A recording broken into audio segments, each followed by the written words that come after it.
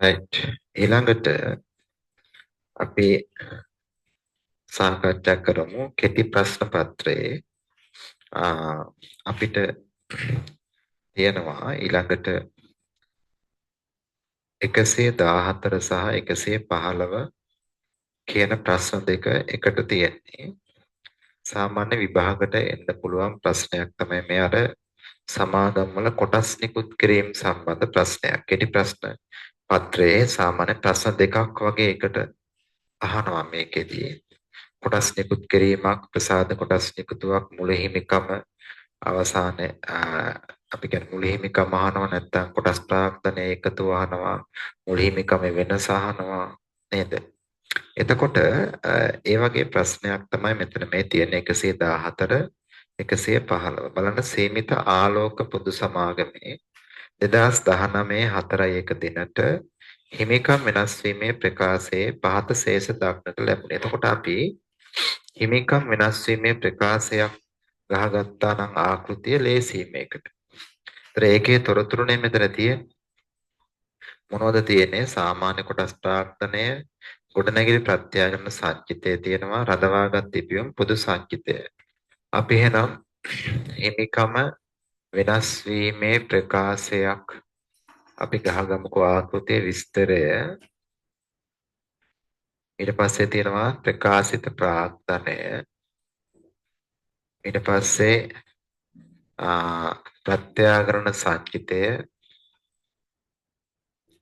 ඊළඟට එනවා රඳවාගත් තිබියුම්. මේකේ තියෙන පිළිවෙලට අපි ගහන්නේ. ඊට පස්සේ පොදු සංචිතය. දැන් අපිට මේ ටික තියෙනවා.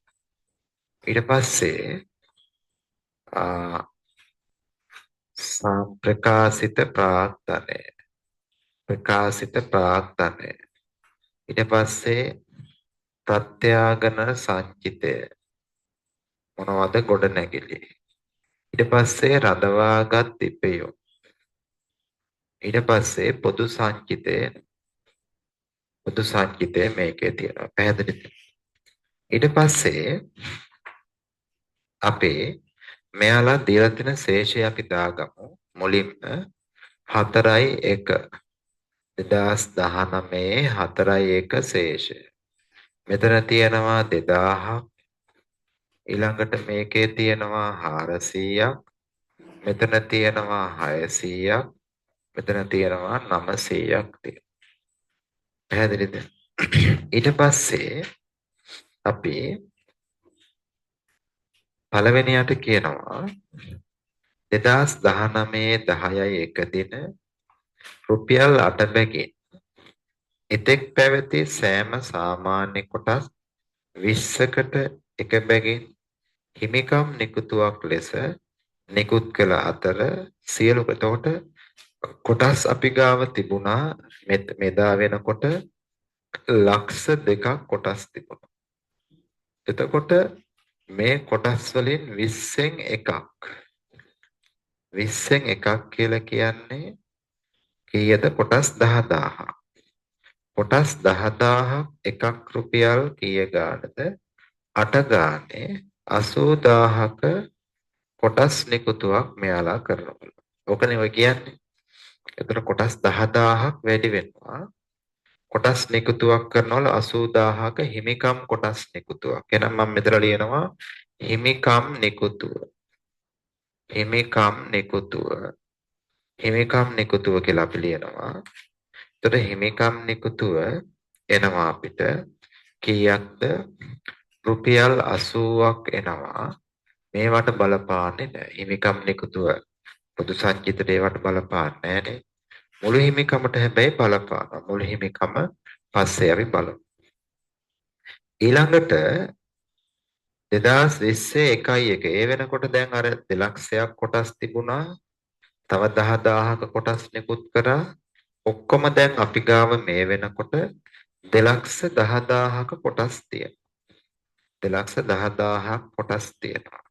මෙදා මේ කියනවා මොකද්ද කියන්නේ? 2,00,000 එදා තිබුණ කොටස් වලින් 3න් එකක්. 3න් එකක් කියලා කියන්නේ 70ක්. 70,000ක කොටස් තෑවක් එකක් රුපියල් 10 ගානේ. එතකොට ලක්ෂ 7ක කොටස් නිකුතුවක් නේ මේ කියන්නේ. ලක්ෂ 7ක කොටස් නිකුතුවක් කරනවා. හැබැයි පොදු සංචිතයෙන් තමයි සල්ලි ගන්න කිව්වේ. එතකොට අපි කියනවා මේකට ප්‍රසාද කොටස් නිකුතුවක් කියලා. ප්‍රසාද කොටස් නිකුතුවක්. එතකොට කොටස් ප්‍රාග්ධනය වැඩි වෙනවා. හැබැයි පොදු සංචිතය අඩු වෙනවා 700කින්. පැහැදිලිද? සාමාන්‍ය කොටස් ප්‍රාග්ධනය වැඩි වුණාට වැඩක් නැහැ. පොදු සංචිතයෙන් අඩු වෙනවනේ අපේ සල්ලි. නොමිලේනේ කොටස් දෙන්නේ නොමිලේ. ඊපස්සේ කාලච්ඡේදයේ ලාභය 550යි. අපි දන්නවනේ කාලච්ඡේදයේ ලාභය මුළු විස්තීර්ණ ආදායම කියලා අපි 550ක් මේ වර්ෂයේ ලාභය ගලපන්න ඕන මෙතෙන්ට. ඒකම අපි බලමු නැවත ගොඩනැගිල්ල ප්‍රථම වරට ප්‍රත්‍යාගනය කළ ගොඩනැගිල්ල 20/3.1ක නැවත ප්‍රත්‍යාගරණය කරනවා.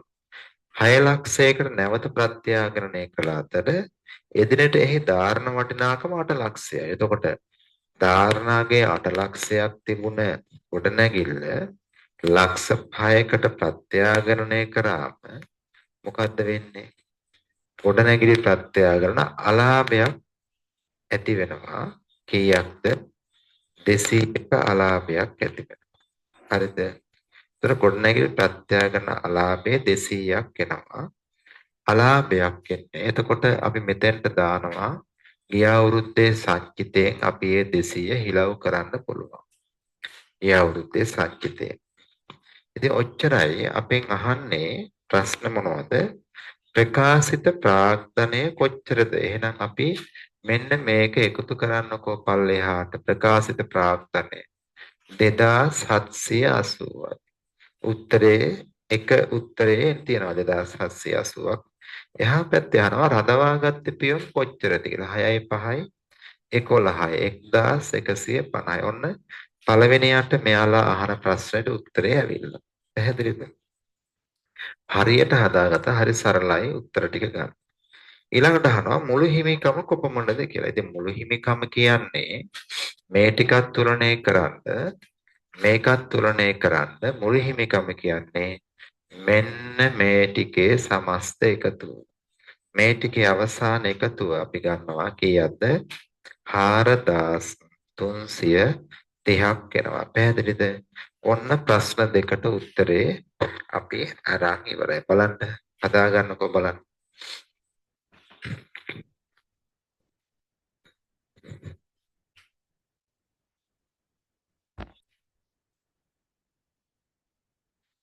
හයි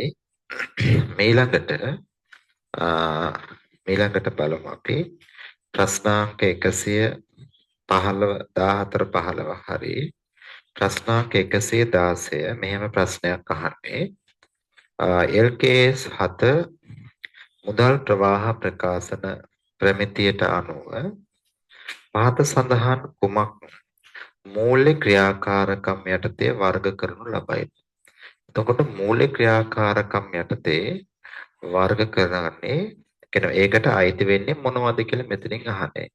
බලන්න මිලදීගෙන තිබූ කොටස් විකිණීම.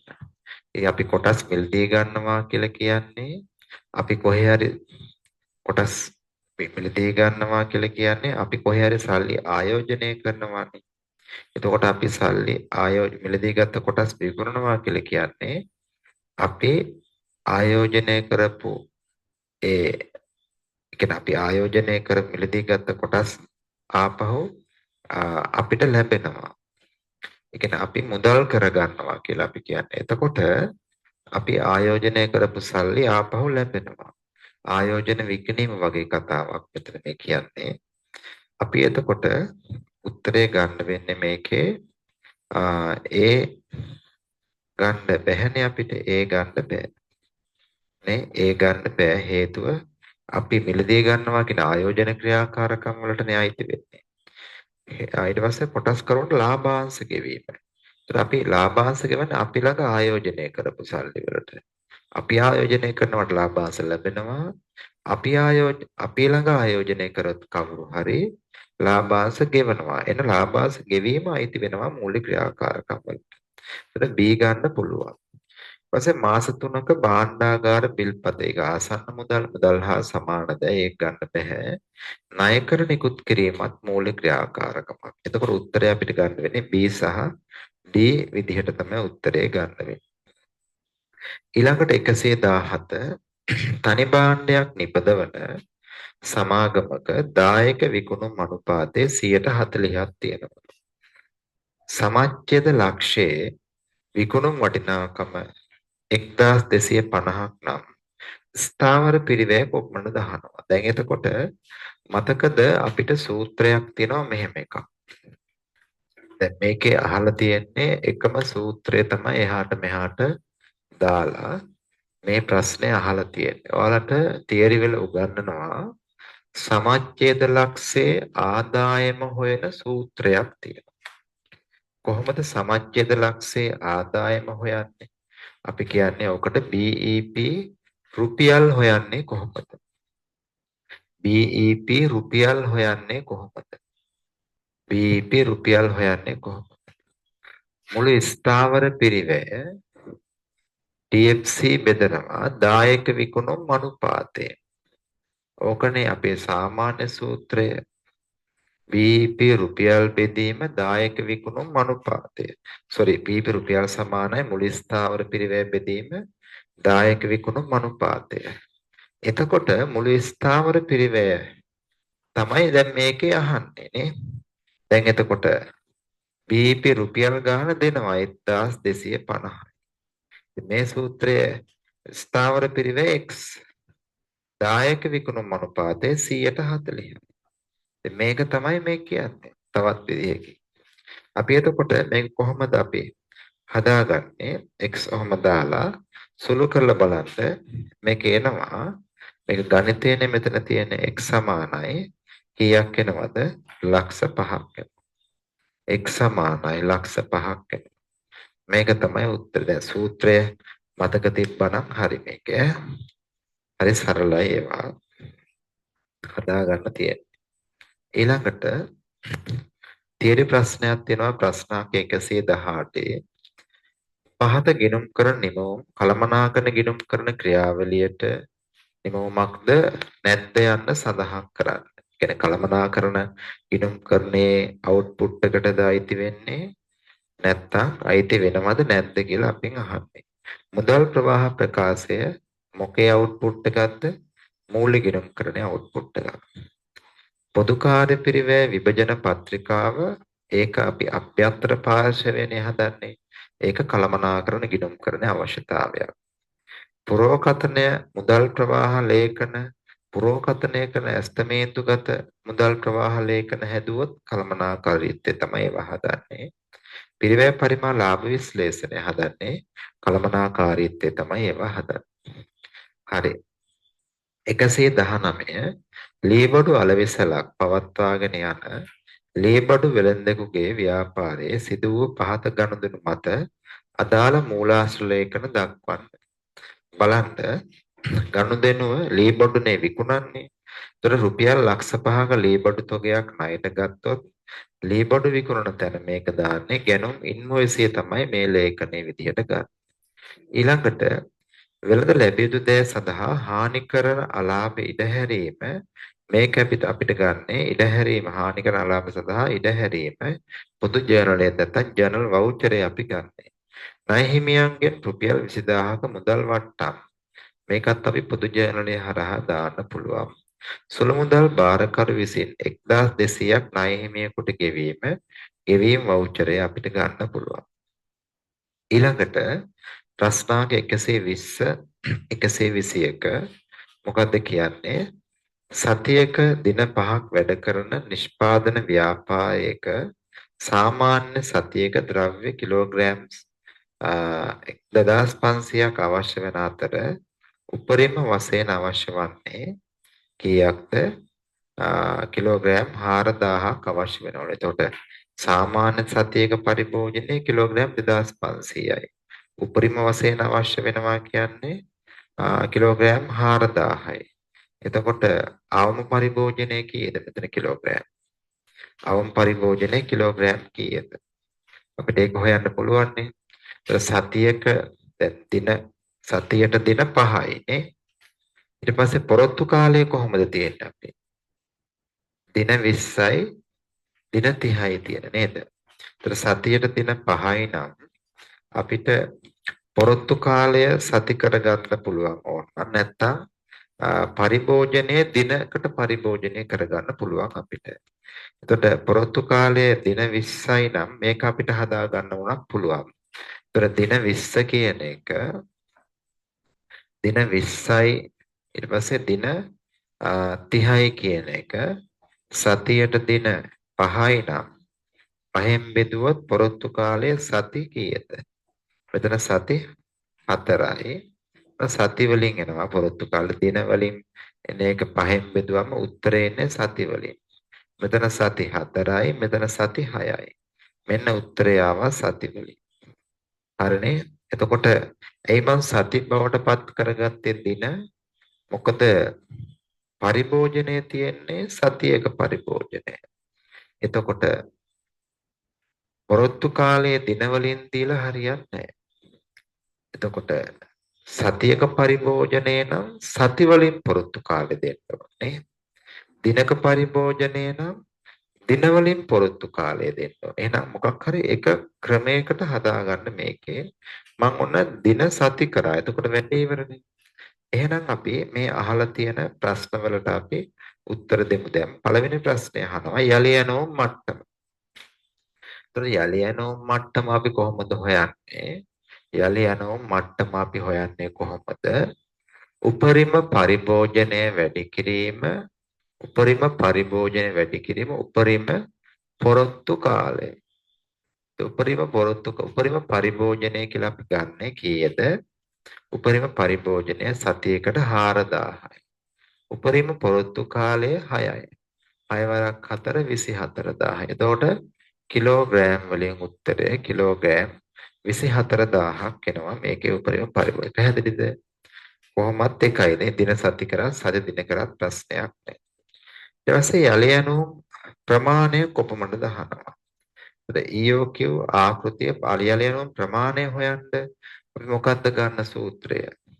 යලි යනු ප්‍රමාණය තියෙන්නේ මෙයාලගේ යලි යනු ප්‍රමාණය අපිට හොයන්න පුළුවන්. කොහොමද? උපරිම වශයෙන් සතියක පරිභෝජනයේ තියෙනනේ. උපරිම තොග මට්ටම අපි EOQ ආකෘතිය භාවිතා නොකරයි කියලා කියනවානේ. එතකොට බලන්න මෙතන කියනවා සාමාන්‍ය පරිභෝජනයට අවශ්‍ය තොග ප්‍රමාණය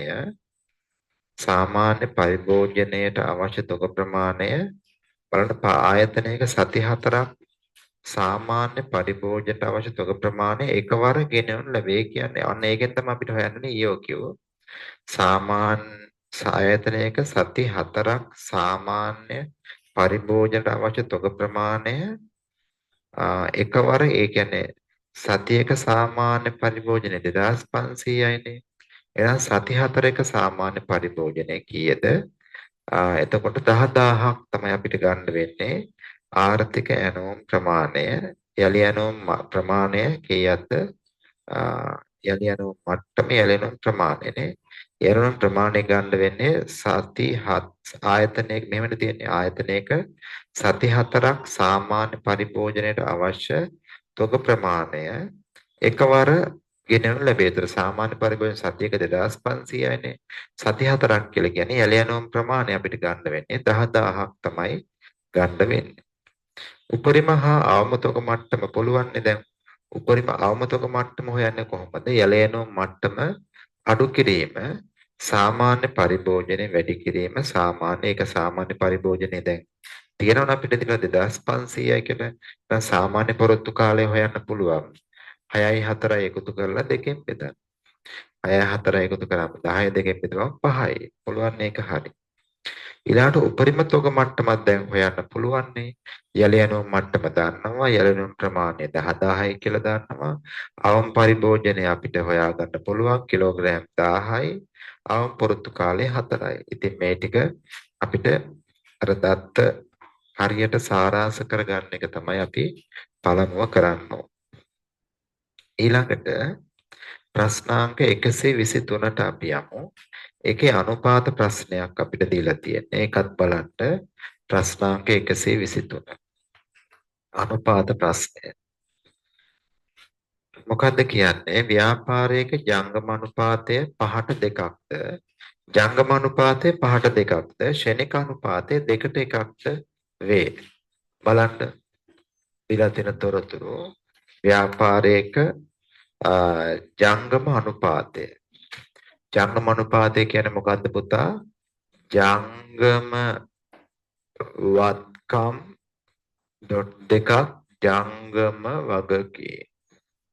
ඕකනේ ජංගම අනුපාතය කීයද? 5ට 2යි. ඊට පස්සේ ශනික අනුපාතය මේකේ කීයද? ශනික අනුපාතය ශනික වත්කම් ඩොට් දෙකක් ජංගම වගකී. ඒ අනුපාතය කීයද? 2ට 1ක් එනවා. ශනික අනුපාතය 2ට 1ක් එනවා මේකේ.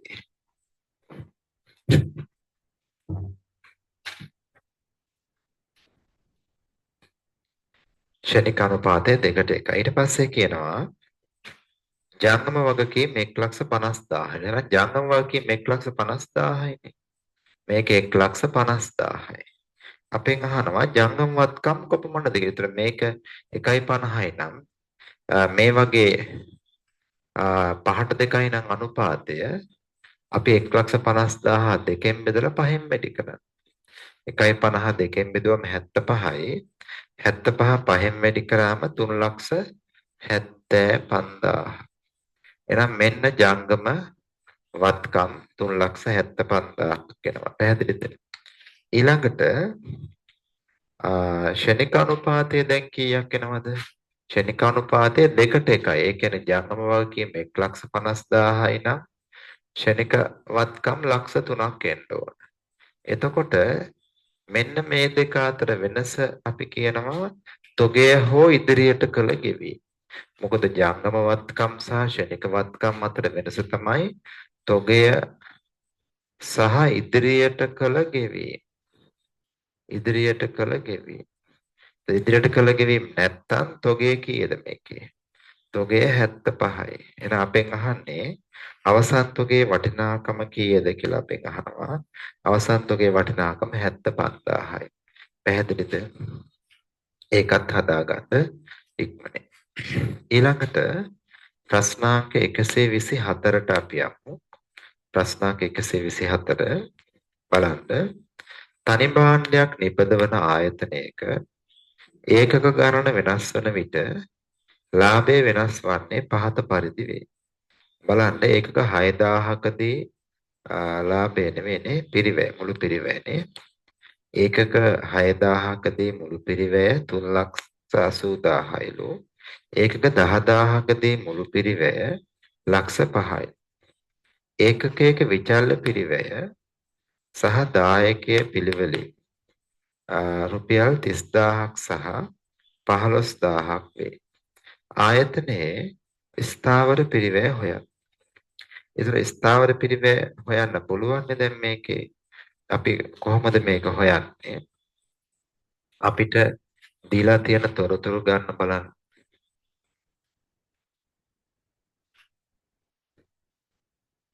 එතකොට මේකේ අපිට දීලා තියෙනවා මෙහෙම. ස්ථාවර පිරිවැය අහන්නේ ඒකක 6000කදී අපි 6000කදී බලමුකෝ. 6000දී TC කීයද? 6000දී TC කීයද? TC 3,80,000යි. එතකොට 6000දී බලනවා TVC කීයද කියලා. TC වලින් TVC අඩු කරන්න. 6000දී TVC කියලා කියන්නේ විචල්්‍ය පිරිවැය. එකක විචල්්‍ය පිරිවැය අපේ 30යි කියලා කියනවා. එහෙනම් 6000කදී TVC කියලා කියන්නේ 6000දී මුළු පිරිවැය 3,80,000යි. 6000දී ඊට පස්සේ 6000කදී TVC තියෙනවා 1,80,000. එතකොට අපිට එනවා මේකෙන් මේක අඩු කරාම ස්ථාවර පිරිවැයෙන්නේ මේකෙන්. TC වලින් TVC අඩු කරාම එන උත්තරය තමයි TFC. TFC කියන්නේ ස්ථාවර පිරිවැය ලක්ෂ 2යි. ස්ථාවර පිරිවැය ලක්ෂ 2ක් යනවා. ඊට පස්සේ අපෙන් අහනවා සමච්ඡද ලක්ෂයේ වටිනාකම. දැන් අපි ඉස්සලා දායක විකුණුම් අනුපාතය හොයාගන්නකො. දායක විකුණුම් අනුපාතය කොහොමද හොයන්නේ? දැන් විචල්්‍ය පිරිවැය තියෙනවා රුපියල් 30යි. දායකය තියෙනවා රුපියල් 15යි. එහෙනම් විකුණුම් මිල කීයද? රුපියල් 45යි. ඒතර විකුණුම් මිලෙන් ලාභය කොච්චරද? 3න් 1ක්. 3න් 1ක් නේ ලාභය. ඒතර අපි සමච්ඡද ලක්ෂය අපි BEP රුපියල් හොයන්නේ කොහොමද? BEP රුපියල් හොයන්න පුළුවන්. මුළු ස්ථාවර පිරිවැය දායක විකුණුම් අනුපාතය 3න් 1ෙන් බෙදුවත් හරි. අතන 3න් 1ෙන් බෙදුවත් හරි. ඒතර මුළු ස්ථාවර පිරිවැය 2 ලක්ෂයයි. එතකොට 2 ලක්ෂයක් එනවනේ. ඒතර 2 ලක්ෂයයි බෙදීම 3න් 1ක් නේ දායකය. දායක විකුණුම් අනුපාතය. ඒතර 3න් 1ක්. එතකොට 3න් වැඩි කරලා 1ෙන් බෙදන්න. එතකොට 1ෙන් බෙදුවම කීයද? ලක්ෂ 6යි. ලක්ෂ 6යි BEP රුපියල් ලක්ෂ 6ක් එනවා. හදාගන්න එක. හරිද? ඊළඟට බලන්න ඊළඟ ප්‍රශ්නය.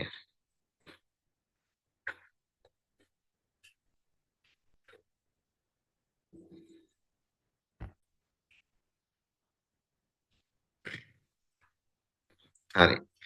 ඊළඟට ප්‍රශ්නාංක 125 බලන්න. 125 ප්‍රශ්නය. බලන්න මේකේ තියෙනවා සමාගමක ජීව කාලය වසර 8ක් වන යන්ත්‍රයක් රුපියල් 8,50,000කට මිලට ගැනීමට සැලසුම් කර අතර මෙම යන්ත්‍රය සවි කිරීමේ පිරිවැය 1,50,000ක් වේ. සුන්බුන්නගේ ලක්ෂ 2ක් වන අතර සෑම වර්ෂයකම 120ක ලාභයක් ජනනය කරයි. සෑම වර්ෂයකම 120ක ලාභයක් ජනනය කරයි. ඊට පස්සේ යන්ත්‍ර සරල මාර්ග ක්‍රමයට ෂෙයා කරනවා. යන්ත්‍රයේ පිළිගෙවුම් කාලය අහනවා. පිළිගෙවුම් කාලය හොයන්න මොකද කරන්නේ අපි? ලාභය දීලා තිබ්බොත් අපිට ලාභයේ මුදල් ප්‍රවාහය බවට පත් කරගන්න ඕන. ඒතර ලාභය තියෙනවා හැම අවුරුද්දෙම ලාභය කීයක්ද? 120 ගානේ ලාභය තියෙනවා. ඒතර ලාභයේ මුදල් ප්‍රවාහය කරගන්නේ කොහොමද? ලාභයට ෂෙයා අපි එකතු කරන්නේ. එතකොට ලාභය තියෙනවා වාර්ෂික ලාභය බලන්න. වාර්ෂික ලාභය අපිට තියෙනවා කීයද? 1,20,000 ගානේ තියෙන අවුරුදු 8ක් තියෙන නිසා අපිට 8ම අවශ්‍ය නැහැ. අවුරුදු 5ක් වගේ දාගන්න. ඊට පස්සේ මේකට අපි ෂෙයා එකතු කරන්න. ෂෙයා අපි හොයාගන්න ඕනේ ඉස්සෙල්ලා. මේකේ ෂෙයා වෙනම ගණනය කරන්න ෂෙයා කොහොමද හොයන්නේ? පිරිවැරින සුන්දුන්නගය බෙදීම ඵලදායී ජීව කාලය. ඒතර පිරිවැය මේකේ තියෙනවා යන්ත්‍රයේ මිලට ගැනීමේ පිරිවැය 8,50,000යි සවි කිරීමේ පිරිවැය 1,50,000යි ඔක්කොම පිරිවැය එනවා රුපියල් 1000. පිරිවැය 1000යි සුන්බුන්නගය 2,00,000ක් තියෙනවා. මේක බෙදන්න 8ෙන්. අවුරුද්දක ෂෙයා එනවා කීයක්ද? ලක්ෂයක් එනවා ෂෙයා. අවුරුද්දක ෂෙයා ලක්ෂයයි නම් වර්ෂයේ ලාභය හොයනකොට ෂෙයා අඩු වෙලා තියෙන්නේ. වර්ෂයේ ලාභයට ෂෙයා අපි එකතු කරන්න ඕන. එතකොට ෂෙයා එකතු කරාම මේකේ ෂෙයා එකතු කරාම මෙන්න මේ විදිහට අවුරුදු 5ක අවම වශයෙන් අපි හදාගත්තා පස්සේ මෙතන එනවා සුද්ධ මුදල් ප්‍රවාහය තමයි එන්නේ. සුද්ධ මුදල් ප්‍රවාහය ෂෙයා එකතු කරාම අපිට එන්නේ සුද්ධ මුදල් ප්‍රවාහය. ඒතර මෙතන එනවා 220යි. මෙතන එනවා 220යි. මෙතන එනවා 220යි. හැම අවුරුද්දෙම සුද්ධ මුදල් ප්‍රවාහය 220ක් එනවා. පැහැදිලිද? දැන් අපි මොකද කරන්නේ? පිළිගෙවුම් කාලයනේ මෙයාලා අහන්නේ. එහෙනම් අපි පිළිගෙවුම් කාලය හොයන්න සුද්ධ මුදල් ප්‍රවාහය මෙහෙම හොයාගෙන දැන් අපි පිළිගෙවුම් කාලය හොයන වගුව ගහගන්න. මොකද පිළිගෙවුම් කාලය හොයන වගුව වර්ෂය තියෙනවා. ඊට පස්සේ සුද්ධ මුදල් ප්‍රවාහය ඊට පස්සේ සමුච්චිත සුද්ධ මුදල් ප්‍රවාහය. සමුච්චිත සුද්ධ මුදල් ප්‍රවාහය. මුදල් ප්‍රවාහය සමුච්චිත සුද්ධ මුදල් ප්‍රවාහය. එතකොට වර්ෂයේ බිඳුවෙන් පටන් ගන්න අපි මූලික ආයෝජනයේ පිරිවේ අපි දන්නවා රුපියල් 1000යි කියලා. එතකොට අපිට සමුච්චිත මුදල් ප්‍රවාහයත් රුපියල් 1000යි. එතකොට එක අවුරුද්දක පළවෙනි අවුරුද්දේ ලැබෙනවා 220ක්. එතකොට අපිට තව ආවරණය කරගන්න තියෙන මුදල 780යි. ඊළඟ අවුරුද්දේත් ලැබෙනවා 220ක්. තව අපිට කවර කරගන්න තියෙන්නේ 560යි. ඊළඟ අවුරුද්දේත් ලැබෙනවා අපිට 220ක්. තව අපිට කවර් කරගන්න තියෙන්නේ 340යි. ඊළඟ අවුරුද්දේත් ලැබෙනවා 220ක්. තව අපිට කවර් කරගන්න තියෙන්නේ කීයද? 120යි. නේද? ඊළඟ අවුරුද්දේත් ලැබෙනවා අපිට 220ක්. එතකොට අපේ ධන වෙනවා කීයද? 100ක් ධන වෙනවා. එතකොට අපි ධන වෙච්ච ගමන් එතනින් එහාට අපි මුදල් ප්‍රවාහය අපිට අවශ්‍ය නැහැ. මුදල් ප්‍රවාහය එතනින් එහාට අවශ්‍ය නැහැ. එහෙනම් අපි මොකද කරන්නේ? මෙතන අපි ගන්නවා කොහොමද? පිළිගෙවුම් කාලය වසර මෙතන වසර 1යි වසර 2යි වසර 3යි වසර 4යි. පිළිගෙවුම් කාලේ වසර 4යි මාස ගාණක් එන්නේ. අපි මාස ගාණ හොයාගන්නේ කොහොමද? ධන වෙන්න කලින් අපේ මුදල් ප්‍රවාහය නැත්තම් අපි කියනවා පිළිගෙවුම් කාලය අවසාන වශයෙන් අපිට ධන වෙන්න කලින් ආවරණය කරගන්න තිබුණ මුදල ලැබුණ මුදලෙන් බෙදලා 12න් වැඩි කරන්න ඕනේ. එතකොට අපිට එනවා කීයක්ද පිළිගෙවුම් කාලය බලන්න 120 බෙදීම 220 වැඩි කිරීම 12. එතකොට අපිට එනවා මාස අවුරුදු 4යි මාස 6යි දශම ගාණක් අපිට එන්නේ. එතකොට අපිට 7ක් වගේ ගන්න පුළුවන්. එහෙනම් අවුරුදු 4යි මාස 7ක් විදිහට අපිට ගන්න මේකේ පිළිගෙවුම් කාලය. හරිනේ. ඊළඟට සාමාන්‍ය ආයෝජනයේ මත ආයෝජන ප්‍රතිලාභ අනුපාතය ගණනය කරන්න. සාමාන්‍ය ආයෝජනයේ මත ආයෝජන ප්‍රතිලාභ අනුපාතය. ඊට අපි ඊළඟට ARR හොයන්න ඕන. ARR හොයන්න යන්නේ අපි. ARR හොයනකොට අපි දන්නවා මොකද්ද ARR හොයන සූත්‍රය? ARR සමානයි කොහොමද?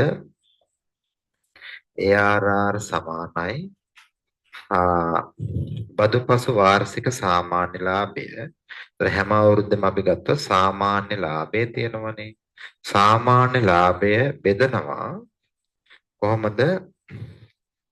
මූලික නැත්තම් ආයෝජනයේ සාමාන්‍යගේ මූලික ආයෝජනයේ අපි කියනවා සාමාන්‍ය ආයෝජනයේ සාමාන්‍ය වටිනාකමනේ. සාමාන්‍ය ලාභයේදීම සාමාන්‍ය ආයෝජනය වැඩි කිරීම 100. සාමාන්‍ය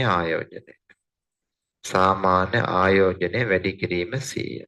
તો සාමාන්‍ය ලාභය අපි දන්නවා 120යි කියලා. එතකොට සාමාන්‍ය ආයෝජනය කීයද මේකේ? සාමාන්‍ය ආයෝජනය. සාමාන්‍ය ආයෝජනය හොයන්නේ කොහොමද? මූලික ආයෝජනය පිළ අපි දන්නවනේ රුපියල් 1000යි කියලා. මේකට සොන්බුන්නගේ එකතු කරලා දෙකෙන් බෙදන්න. ඒතර සාමාන්‍ය ආයෝජනය එනවා 100ෙන් වැඩි කරන්න. මූලික ආයෝජනයේ පිරිවැය සොන්බුන්නගේ එකතු කරලා දෙකෙන් බෙදන්න. එතකොට එනවා අපිට සාමාන්‍ය ආයෝජනය. එතකොට උත්තරය අපිට එන්නේ 120ක් එන්නේ. බලන්න හදලා මේක 120ක් තමයි මේකට පැහැදිලිද? right. ඊළඟට ප්‍රශ්නාංක 126 බලන්න. පහත කොමන ප්‍රකාශයේ ආයතනයක මූල්‍ය ගිණුම්කරණයේ ප්‍රධාන අරමුණ වඩාත් හොඳින් විස්තර කරනු ලබයිද? එතකොට මූල්‍ය ගිණුම්කරණයේ ප්‍රධාන අරමුණ විදිහට අපි ගන්නේ ඇල්මක් දක්වන පාර්ශවයන්ට තීරණ ගැනීම සඳහා තොරතුරු සැපයීම කියන එක. උත්තරය 4 මේකේ ගන්න වෙන්නේ. ඊළඟට 127 හැමදාම අහන ප්‍රශ්නයක් තමයි මුදල් ප්‍රවාහ ප්‍රකාශ ප්‍රශ්නය. එතකොට මේකේ දීලා තියෙන්නේ කොහොමද? මුදල් ප්‍රවාහ ප්‍රකාශය. මේකේ මෙහෙයුම් කටයුතු වලින් ජනනය වූ මුදල් ප්‍රවාහය අපිට දීලා තියෙනවා. මෙහෙයුම් කටයුතු වලින් ජනනය වූ මුදල් ප්‍රවාහය අපිට දීලා තියෙන්නේ. එතකොට මහෙම් කටයුතු ජනනය වූ මුදල් ප්‍රවාහයනේ සුද්ධ මුදල් ප්‍රවාහය නෙවෙයි මුදල් ප්‍රවාහය දීලා තියෙන්නේ. ඒතර සුද්ධ මුදල් ප්‍රවාහය කියලා කියන්නේ පොලී ගෙවීම් බදු ගෙවීම් අඩු කරාට පස්සේ නේන්නේ. එනම් පොලී ගෙවීම් බදු ගෙවීම් අඩු කරන්න කලින් මෙහෙයුම් මත ජනනය වුනේ මුදල් ප්‍රවාහය තමයි අපිට දීලා තියෙන්නේ. එතකොට අපි මුදල් ප්‍රවාහ ප්‍රකාශවල මෙහෙයුම් මත ජනනය වූ මුදල දීලා තියෙනවා. අපි එතකොට එතන ඉඳන් උඩට ගියා නම් හරි. ඒ කියන්නේ මෙහෙයුම් මත ජනනය වූ මුදල්. මෙහෙයුම් මත ජනනය වූ මුදල තමයි 150. ඒතර මේකට යටින්නේ බදු ගෙවීම් පොලී ගෙවීම් තියෙන්නේ. බදු ගෙවීම් පොලී ගෙවීම් තියෙන්නේ මේකට යටින්. අපි හිතන මෙතන ඉඳන් උඩට ගිහිල්ලා අපෙන් අහන්නේ වර්ෂයේ ලාභය කොච්චරද කියලා. බදු පෙර ලාභය නෙමේ වර්ෂයේ ලාභය අහන්නේ. එහෙනම් අපි උඩට එන ටික බලමු. බදු පෙර ලාභයත් අපිට මේකේ එනවනේ බදු පෙර ලාභයක් එනවා. බදු පෙර ලාභය අපිට හොයා ගන්න ඕනනේ මේකේ. එතකොට අපි බලමු මෙතන බදු පෙර ලාභය හොයාගෙන ඒකෙන් ආදායම් බද්ද අඩු කරාම තමයි වර්ෂයේ ලාභය. right. ඒතර වර්ෂයේ ෂය වීම වෙනවා. ෂය එතකොට මේකට එකතු කරන්න ඕන ෂය. ෂය වීම 25ක් මේකට එකතු වෙනවා. ධන වෙනවා. 25ක් එකතු වෙනවා. පොලී වියදමත් එකතු වෙනවා. පොලී වියදම. පොලී වියදම එකතු වෙනවා 10ක්. එතකොට පොලී ගෙවීම මේකට යටින් එන්නේ. අපි ඒකින්ද ඒක අවශ්‍ය නැහැ. ආදායම් බදු මෙතෙන්ට ඕනේ නැහැ. බදු ගෙවීම ඕනෙත් නැහැ. තොගේ අඩුවීම. තොගේ අඩුවීම කියලා කියන්නේ මුදල් වැඩි වෙනවා. රුපියල් 14කින්. තොගේ අඩුවීම 14යි. ණය ගැතියෝ වැඩිවීම. ණය ගැතියෝ වැඩිවීම කියලා කියන්නේ මුදල් අඩු වෙනවා ඒ 25කින්. ණය හිමියෝ වැඩිවීම මුදල් වැඩි වෙනවා කීයකින්ද 30කින්. ඔච්චරයි එන්නේ. දැන් ඔයාලා 150 උත්තරය ඇවිල්ලා තියෙනවා නම් ආපස්සට මේ ටික අරන් යන්න. එතකොට අපි මොකද කරන්නේ? 150න් ධන වෙච්චාගයන් ඍණ කරන්න ඍණ වෙච්චාගයන් ධන කරන්න. එතකොට අපිට උත්තර එනවා කීයක්ද බදු පෙරලාභේ එන්නේ. බලන්න බදු පෙරලාභේ කීයක් එනවද කියලා අපිට මේකේ තියෙන්නේ කොහොමද? 150 ධන 25 අනිත් එක අඩු කරන ඍණ 30යි ඍණ 14යි ඍණ 10යි ඍණ 25යි. අපිට උත්තර එනවා 96ක්. ඒතර බදු පෙරලාභය 96ක් එනවා. බදු පෙරලාභය 96යි. එතකොට බදු පෙරලාභයෙන් වර්ෂයේ ලාභය හොයාගන්න මොකද කරන්නේ? බදු පෙරලාභයෙන් වර්ෂයේ ආදායම් බදු වියදම අඩු කරනවා. ආදායම් බදු වියදම කීයද 15යි. ඒක අඩු කරාම ඔන්න එනවා අපිට 81ක් එනවා. මේක තමයි වර්ෂයේ ලාභය එනවා අපිට කීයද 81ක් එනවා. මේක තමයි අපෙන් අහන්නේ උත්තරයේ විදිහට වර්ෂයේ ලාභය 81ක්. පැහැදිලිද? ඊළඟට අපිට තියෙනවා විරම් කරන සමීකරණ ඒවා මූලික පොත් ඒ ටික ඔයාලා හදා ගන්න පුළුවන්. 132ට අපි යමු 132. 132 කියනවා කොහොමද බලන්න අමිතාගේ ව්‍යාපාරයේ 2020 2/29 දිනට සුළු මුදල් ශේෂය 3200ක් පැවති අතර 2020 3/1 දින සුළු මුදල් අග්‍රණය ප්‍රතිපූර්ණය කරන ලදී. 2020 පෙබරවාරි මාසයේ මුදල් ගෙවීම් වල එකතුව 2800ක් විය. එතකොට පෙබරවාරි මාසයේ මුදල් ගෙවීම් 2800ක් තිබිලා තියෙනවා. ඒත් පෙබරවාරි මුදලනේ මාර්තු මුල ප්‍රතිපූර්ණය කරන්නේ. එතකොට සුළු මුදල් බාරකර සතු 3.30ක 2100ක් පැවතුනේ. අපෙන් අහන්නේ සුළු මුදල් අග්‍රමයයි මාර්තු මාසයේ සුළු මුදල් ගෙවීම වල වඩා හරි සරලයිනේ මේක. මාස දෙකක් සම්බන්ධ කරාට බොහොම සරලයි උත්තරේ ගන්න පුළුවන්. කොහමද? දැන් මේකේ මෙහෙම කියනවා. දැන් 2.29 මෙයා ගාව තිබිලා තියෙනවා 3200. එතකොට දෙවෙනි මාසයේ වියදම කීයද? 2800යි. එහෙනම් මේකේ අග්‍රමය කීයක් තියෙන්නද? ඉතින් අග්‍රමය කියන්නේ මේ දෙකේ එකතුවනේ. මේක තමයි අග්‍රමය. එහෙනම් අග්‍රමය කීයද? රුපියල් 6000යි. මොකද දෙවෙනි මාසයේ වියදම් කරලා තියෙනවා නම් 2800ක්, ඉතිරි මුදල 3200යි නම් අග්‍රමය කීයද? 6000යිනේ. අපෙන් අහනවා ඊට පස්සේ එහෙනම් අග්‍රමය 6000යිනේ. ඊට පස්සේ ඔන්න පෙබරවාරි මාර්තු මාසයේ 3.1 ආය ප්‍රතිපූර්ණය කරන්නේ මේක. මේක ආය ප්‍රතිපූර්ණය කරනවානේ. එතකොට ආය අග්‍රමය 6000ක් බවට මාර්තු මාසයේ පත් වෙනවානේ. ඊට පස්සේ මාර්තු මාසයේ අවසානයේ මෙයා ගාව තිබුණලු 2100ක්. ඉතිරි මුදල 2100යි නම් මෙයා වියදම් කළා තියෙනවා කීයද? 3900ක්. මෙන්න වියදම. තුන්වෙනි මාසයේ වියදම. 3900යි. පැහැදිලිනේ? ඔන්න අග්‍රමය සහ වියදම අපෙන් අහනවා. ඊළඟට 133 ප්‍රශ්නය අපෙන් තියරි ප්‍රශ්නයක් නැවත අහන්නේ.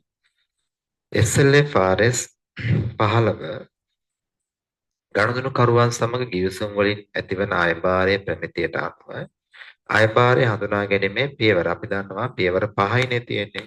මේක පිළිවෙලට අපෙන් අහන්නේ. ඉස්සලම තියෙන්නේ සාමාන්‍යයෙන් ගනුදෙනු කරු සමග ගිවිසුම හඳුනා ගැනීම තමයි පළවෙනියට වෙන්නේ. එහෙනම් උත්තරේ B තමයි.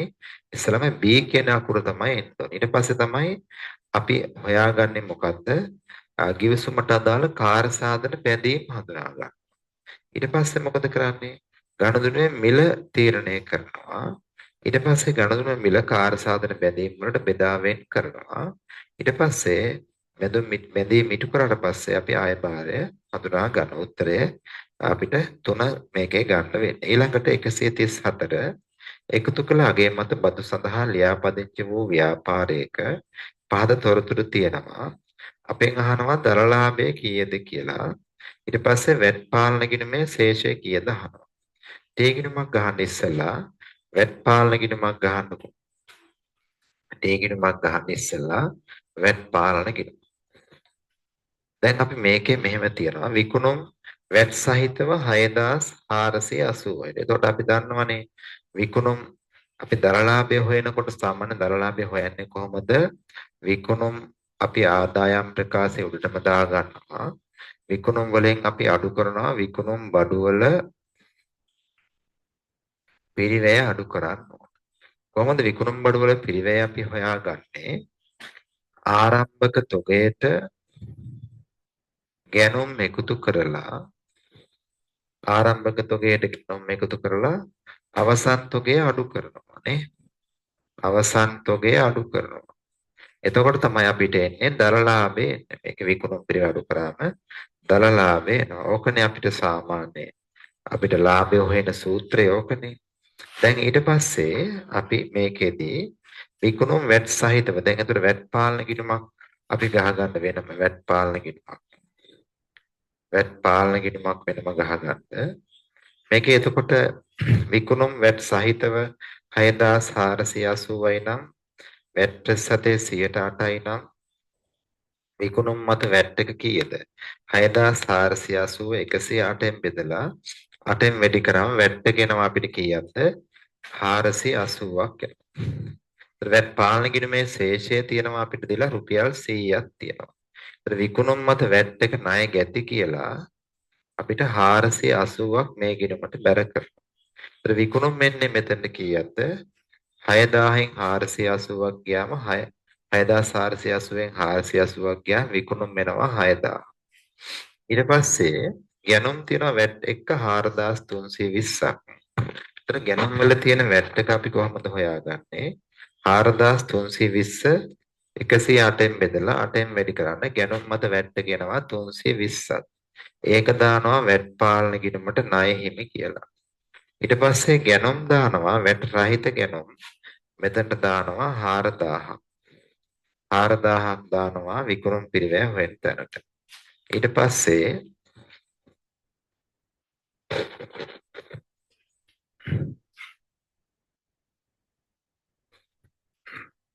ආරම්භක තොගය 3.1 තොගය 800ක් තියෙනවා මෙතන.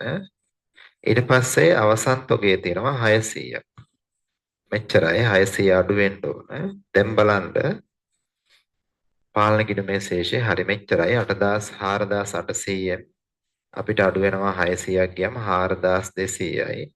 මේකෙන් 6000න් 4200ක් අඩු නම් 1800යි. මේක තමයි දල ලාභය.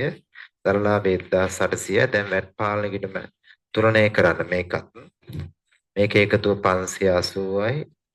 580න් 320ක් ගියාම පාගේ ශේෂය එනවා කීයක්ද? මෙතන 8යි 2යි 260ක් එනවා. ඒතර පාගේ ශේෂය 260යි. අපෙන් අහන්නේ දරලාභය කීයද? වැට් පාලන කිඩුමේ ශේෂය කීයද? දරලාභය 1800යි. වැට් පාලන කිඩුමේ ශේෂය 260ක් එනවා. හරිද?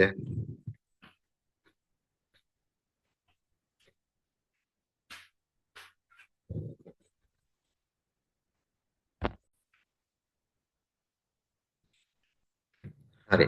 ඊළඟට 136 අපෙන් අහන්නේ දේපල පිරියත උපකරණ ප්‍රමිතියට අනුව අපෙන් අහනවා යන්ත්‍රයේ පිරිවැය කීයද කියලා අපෙන් අහනවා. එතකොට සාමාන්‍ය විභාගකට මේ ප්‍රශ්නෙත් අහනවනේ අපෙන් අනිවාර්යෙන් අහන ප්‍රශ්නයක් මේ. එතකොට වැට් සඳහා ලියාපදිංචි ව්‍යාපාරයක් ගැන තමයි කියන්නේ. මේක නිතර වැට් ගැන අහනවා. ලකුණු කළ මිල 15%ක වැට් ඇතුළු 805යි. වෙළඳ වට්ටම් 115ක් තියෙනවා. ප්‍රවාහන වියදම් 50යි, සවි කිරීමේ වියදම් 80යි, මූලික පරීක්ෂා කිරීමේ වියදම් 30යි, මූලික පරීක්ෂණය නිබඳව අයිතම විකිණීමෙන් ලද මුදල 20යි, සේවකයෙකුගේ අත්වැරදීමකින් යන්ත්‍රයේ කොටසක් හානි වීමෙන් එය නැවත යථා තත්ත්වයට පත් කිරීමේ වියදම් කියලා දෙනවා 40ක්. එතකොට අපෙන් අහනවා හඳුනා ගැනීමේදී යන්ත්‍රයේ පිරිවැය කොපමණද කියලා අපෙන් අහනවා. එතකොට මේකේ ලකුණු කළ මිල 805න් ඉස්සෙල්ලා වෙළඳ වට්ටම් අඩු කරලා ඉන්න. ලකුණු කළ මිල තියෙනවනේ 805. ලකුණු කළ මිල 805න් ඉස්සෙල්ලා වෙළඳ වට්ටම් අඩු කරන්නකෝ. එතකොට වෙළඳ වට්ටම් 805යි ලකුණු කළ මිල එනවා 805ක් තියෙනවා. 805න් වෙළඳ වට්ටම අඩු කරන්න ඉස්සෙල්ලා. වෙළඳ වට්ටම අපිට අඩු කරන්න වෙනවා 115.